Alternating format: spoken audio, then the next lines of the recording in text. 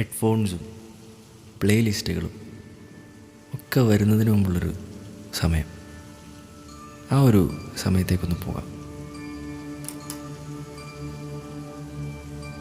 രാത്രി മഴ പെയ്തു തോർന്ന നേരം, കുളിർ കാറ്റിലില ചാർത്തുലഞ്ഞ നേരം, ഇറ്റിറ്റു വീഴും നീർത്തുള്ളി തൻ സംഗീതം ഹൃതന്ത്രികളിൽ പടർന്ന നേരം, കാതരയായൊരു